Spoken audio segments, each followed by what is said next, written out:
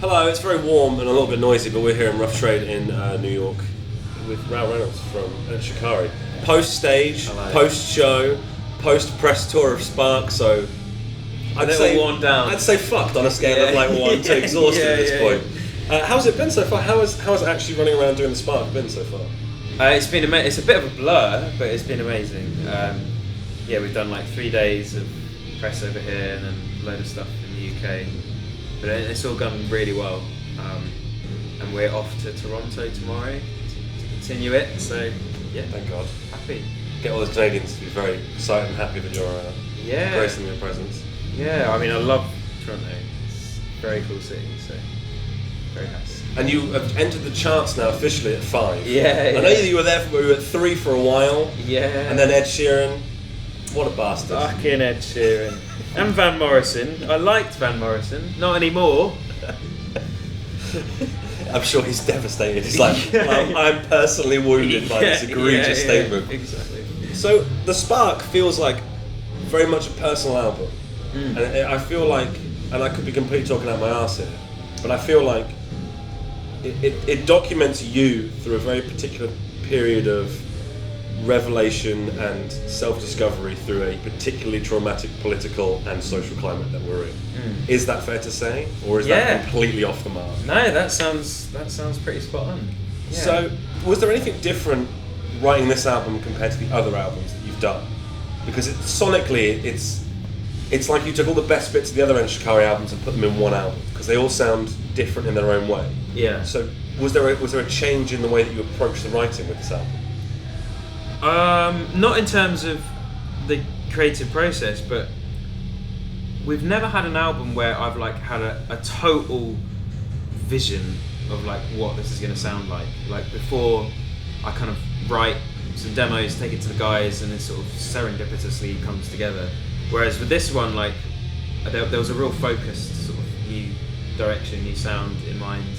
The lyrics, on the other hand, took a lot longer or much more.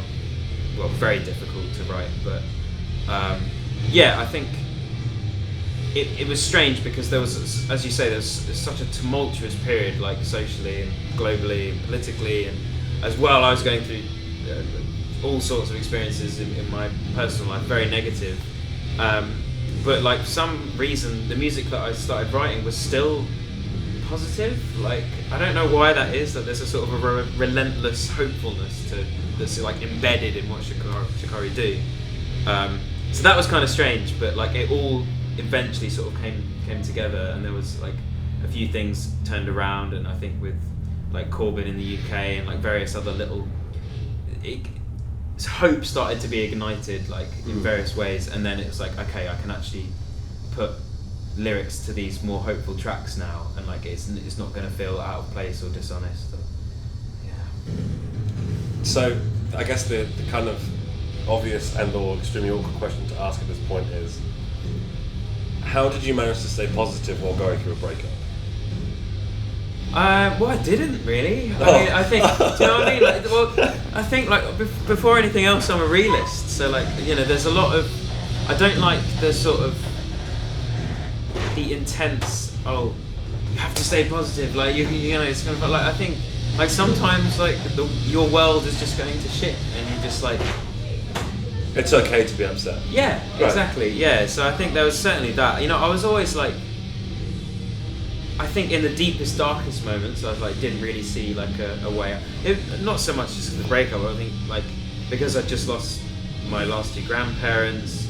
I was also on Roaccutane, which is kind of isn't really great for your mental health. It was for rosacea, like a skin condition. So that was 6 months, which also meant 6 months not drinking. Which is not that I'm not massively into alcohol, but you know, I like to I drink every now and then, and so that's not having that to sort of fall back on as a sort of social crutch. Right. Like, I think I learned a lot about myself in terms of social anxiety because I rely on alcohol like quite a lot.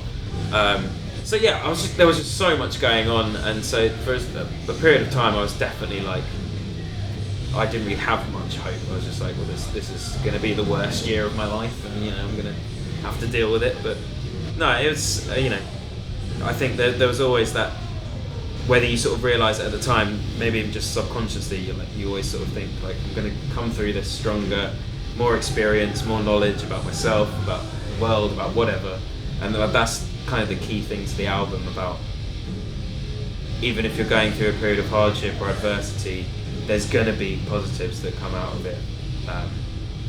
So yeah, it's just trying to cling on to that hope even when everything seems to be going to shit. At any point do you think this might be the end of Enter Shikari?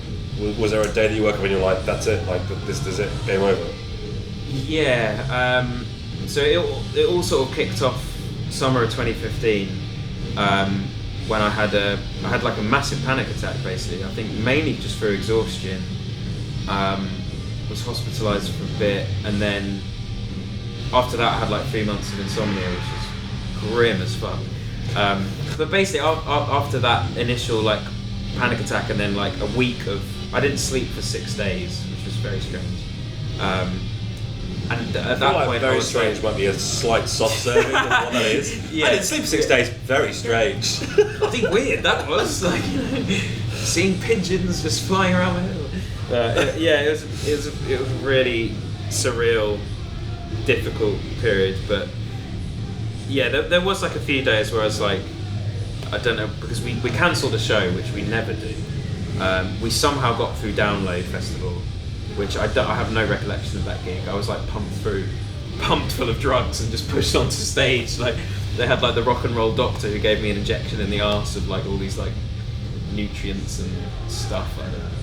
Jesus. So that was weird, and I was like, well, I don't know if I can be like honest on stage and can be energetic and can feel like I'm giving my all, like, because I felt hollow. So yeah, but that, I think I'm very lucky to have like the Shikari boys in the band. Like we know each other at this point so well, and they're really supportive, and again, like the whole sort of family around the band, like our management and our crew and everything, so kind of helped me get through it. But we could have had the end of Shikari at some point. I don't know, that might be too... That's too far? That's alright. Yeah, because it's like even though it may have been Enter Shikari and our touring schedule that sort of put me in that state and of exhaustion, which then led to all that shit, I don't know how I would live without Shikari at the same time. So it's like a sort of, I love overworking myself, but I overwork myself because I love the music and because I love what I do. So it's like you have to sort of step back and try and be very sort of self-aware of like, okay, well, how am I? Am I just getting carried away in the adrenaline of it all? Do I need to stop and like work out what I'm feeling and whether we need to sort of relax for a bit? But yeah, that's what I say. I mean, I learned so much about that period. Now I have all sort of have a toolbox of things that can help me in various ways. So. Because you were doing a lot of, last time we spoke, you were doing a lot of yoga and meditation. Yeah. I mean, they were a big help. Yeah. Definitely. And so, what other kind of things have you brought on to help cope and not become exhausted and just knackered? I don't know. I mean, they're the big things. Like, I don't really know what else there was. Like, there were lots of things in terms of like helping with the insomnia and the anxiety. Like, I did a big course of CBT, so a psychologist. That was really helpful. Like, I've never done anything like that, and it's annoying because I only then saw that like the experiences that I went through in secondary school, high school, I guess here. It was only then that I learned, oh, that was social anxiety, or that was a small panic attack, and it's only, at the time I just thought I was a bit weird, like, and you sort of, there's this solitary thing about to mental health where, you don't really speak about it, and obviously it's much better now. This is like, oh, this was 10 years ago.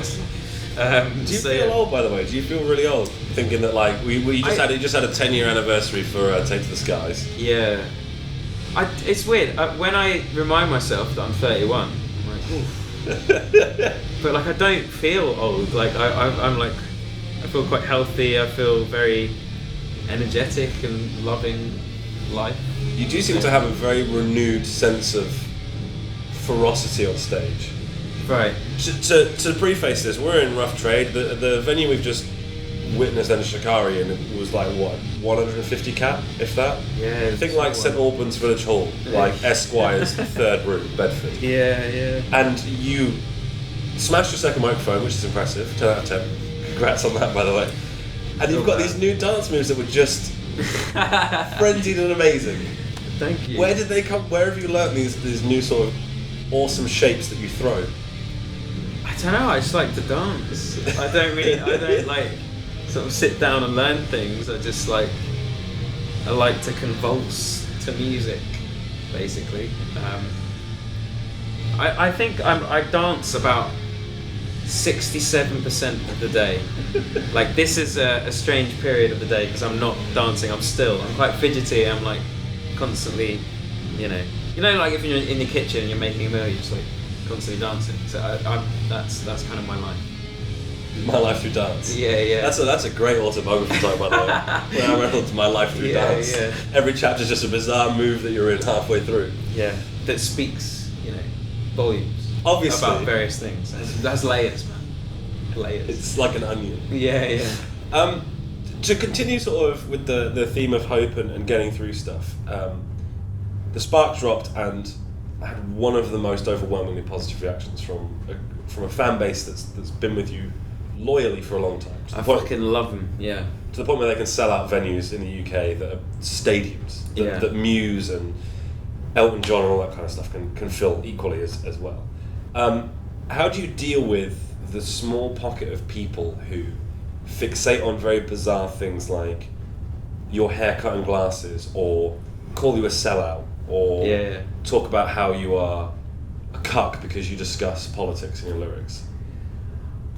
That's an interesting one. Well, I guess first of all, if I can just do the positives, like the people that have been there like since day one, or have come on recently, or even just this album, like I feel like our music is so far from the middle of the road and takes like so much.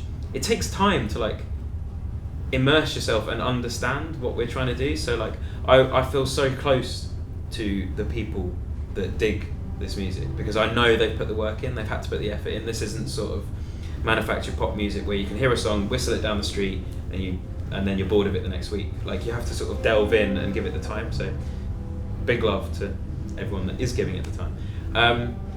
The naysayers, heretics, mate, it's you're gonna get like, it's the classic thing, like you're not gonna please everyone. That's not something we attempt to do. If you're pleasing everyone, if you're pleasing the masses, then you, I think, have to be quite mediocre. Or safe. Yeah, and that just doesn't appeal to me really.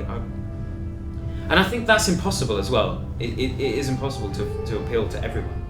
Like, we're human beings. We have a huge range of tastes that come from experiences that we've had, from what we listened to when we were growing up or whatever. So you just can't. So I just kind of just accept it. What annoys me slightly is when people hold us to account to their assumptions of what they think Shikari is or should be, when it's like Enter Shikari is hopefully like something that's within art, and art is a dictatorship. Like, so you have the artist is pouring his soul onto canvas or whatever, onto a CD, and that's honesty, and that's what art is. It's connecting, is trying to connect with other people in a way that isn't just conversing. It's a way, you can speak 1,000 words with music or with a painting or whatever else, and so that's really important to us. And I don't feel, I don't know, you just expect it after a while. You just kind of get on with it. And as long as people realise that I'm writing to my brief and not theirs. My rates are very reasonable. If you want to hire me as a songwriter, I can write to your brief. I'll write you a breakdown. I'll growl and whatever it is you want fucking Shikari to be. But we've always been about diversity, like varied musical palette, and about passion. We've never been the heaviest band. That's not something. There are so many other heavy bands that are better than us, So like I feel what we do well is passion and diversity.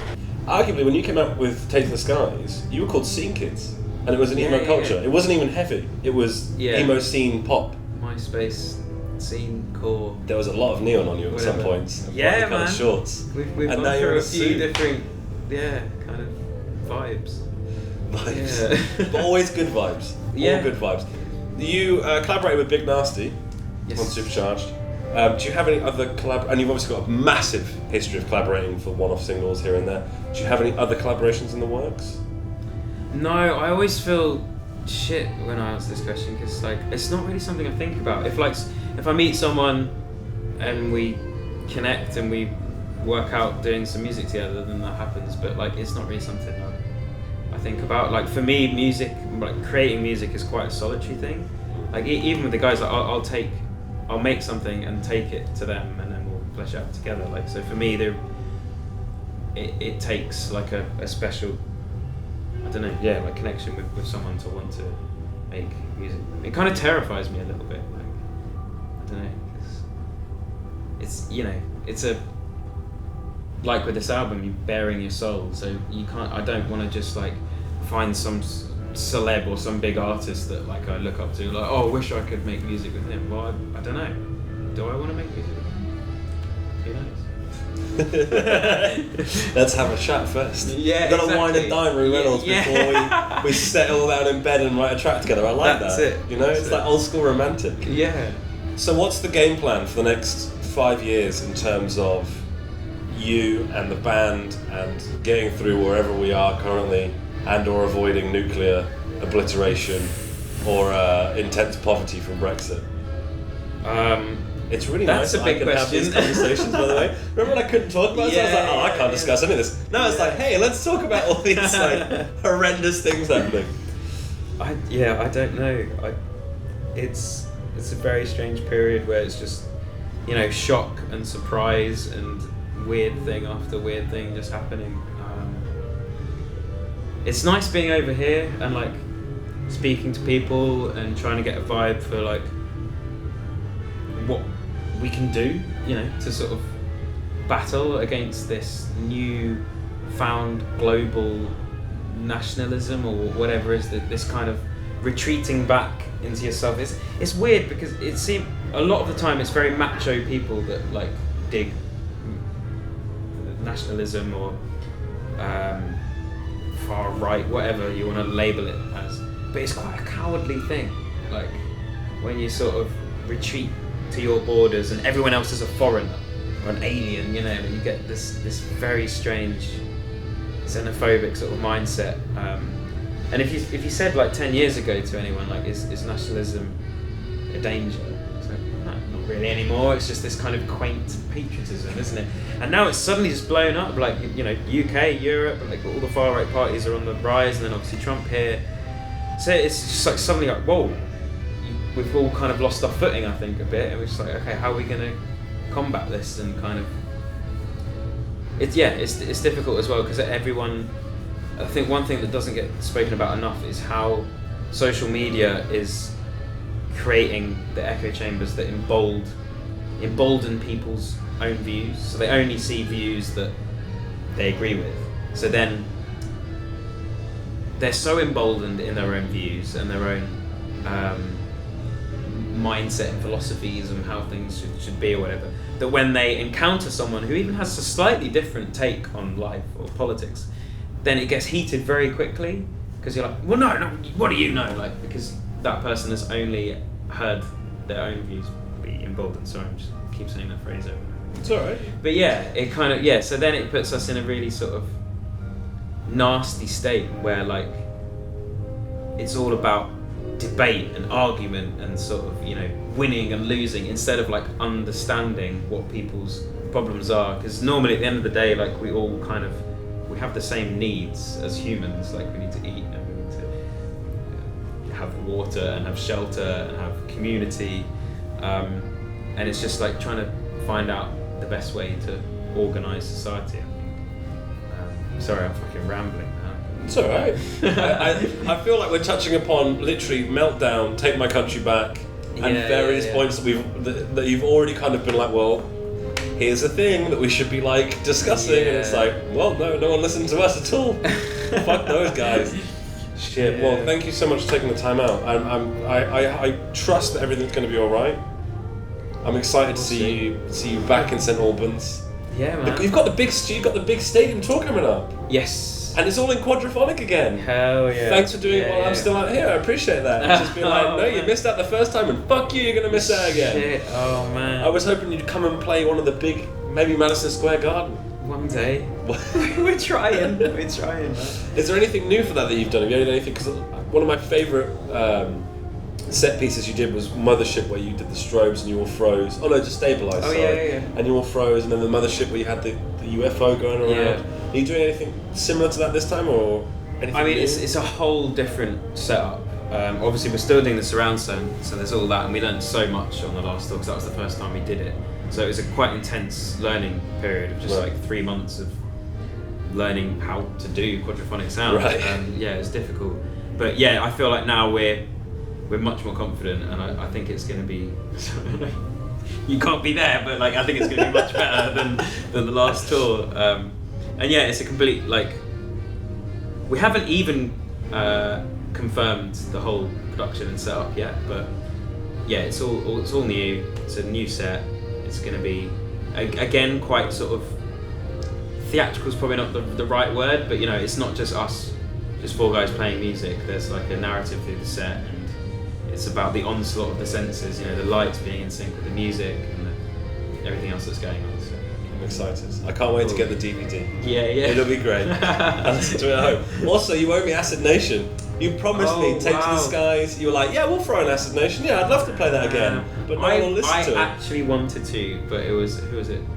I can't remember. I think Rob and Rory were quite against it. Yeah, it didn't work out. Upset. Apologise. Upset. You brought Johnny Sniper back after promising me you'd never play that shit again, Yeah. and then you were like, oh, Acid Nation. That that's surprised fine. me. Yeah. Were you thrilled by that? I You had to enjoyed reprogram it, playing it live. Yeah. But like Rob said, there's no way I'm ever playing this song live again. And then he was like, no, actually, fuck it. It's Yeah. gonna be fun. Yeah. Amazing. Best of luck in Toronto, up in Cheers. in America's hat, Yes. and best of luck with the surround town quadraphonic stadium tour, Yeah, thank you. which is going to be man. good. All Cheers. fire and explosions. Yeah, all of that.